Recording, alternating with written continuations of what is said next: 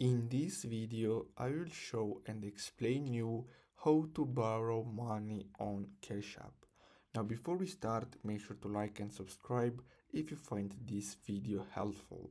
So what you're gonna have to do is simply open Cash App, and then you're gonna have to simply tap on the balance icon here at the bottom, and then what you're gonna have to do next is simply scroll down until you see this borrow feature. Now if you don't see this, that means that you are not eligible for borrowing money.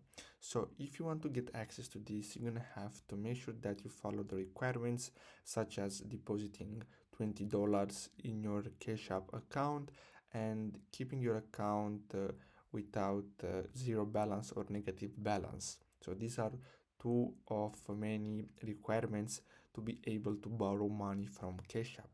So if you see this available, that means that you can borrow. So simply tap on that, and then what you're gonna have to do is simply choose how much you want to borrow, and then simply tap on borrow, and basically that's it. Now as you can see, in some cases you can borrow up to $200, and in other cases you can borrow much more. And as you can see here, you're gonna see that you're gonna receive the funds instantly.